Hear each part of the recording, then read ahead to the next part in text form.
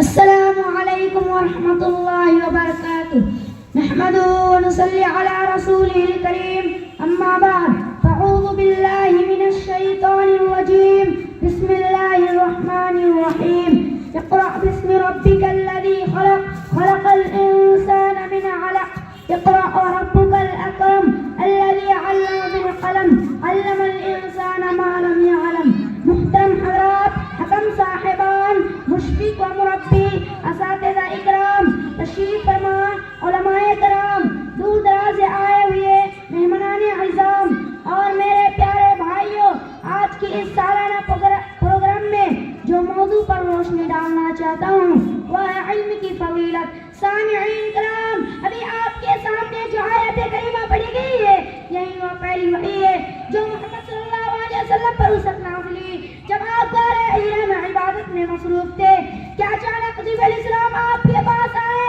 اور کہنے لگے اے محمد پڑھیے. آپ صلی اللہ علیہ وسلم نے فرمایا میں تو پڑھا ہوا نہیں ہوں. جبریل علیہ السلام نے آپ صلی اللہ علیہ وسلم کو زور سے بھیجا اور کہا اے محمد پڑھیے. آپ صلی اللہ علیہ وسلم نے پھر وہی کہا میں پڑھا ہوا نہیں ہوں. اس طرح 3 مرتبہ جبریل نے آپ صلی اللہ علیہ وسلم کو زور سے بھیجا اور کہا اقرأ باسم ربک الذی خلق، پڑھیے اپنے رب کے نام سے جس نے پیدا کیا.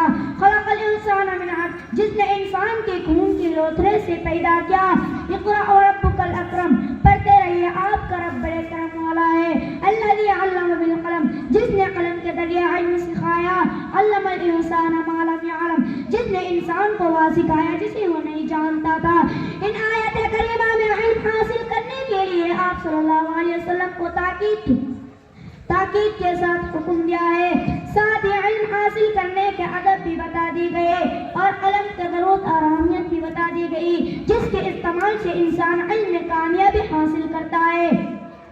میرے اسلامی بھائیوں، علم حاصل کرنا انسان کے لیے کتنا ضروری ہے. اللہ تعالیٰ نے بار بار قرآن مجید میں علم اور اہل علم کے فضیلت کا ذکر کیا ہے. جیسا کہ ایک مقام پر اللہ رب العالمین فرماتا ہے قل هل يستوي الذين يعلمون والذين لا يعلمون، اے نبی کہہ دیجئے کیا علم والے اور بے علم برابر ہو سکتے. اس آیت کریمہ سے معلوم ہوا کہ عالم اور غیر عالم کبھی برابر نہیں ہو سکتے. قرآن مجید کے علاوہ حدیث میں علم کی اہمیت اور فضیلت کا تذکرہ بار بار ہوا ہے. جیسا کہ حضرت ابو درداء رضی اللہ عنہ کہتے ہیں میں نے نبی صلی اللہ علیہ وسلم کو فرماتے ہوئے سنا جو شخص ایسے راستے پر چلے جس میں وہ دین کا علم تلاش کرے تو اللہ تعالیٰ اسے جنت کے راستے پر لگا دیتا ہے اور فرشتہ طالب علم کے لیے اس کے اس عمل سے خوش ہو کر اپنے پر بچھا دیتا ہے. اور عالم کے لیے آسمان زمین مخلوق حتی مچھلیاں پانی میں مقصد کی دعائیں کرتی ہے. اور عالم کا عابد کو فضیلت اس لیے بتائی گئی کہ عابد کا عبادت کا فائدہ صرف اس کی اپنی ذات تک محدود رہتا ہے جبکہ عالم کا علم کا فائدہ دوسرے لوگوں تک بھی پہنچتا ہے.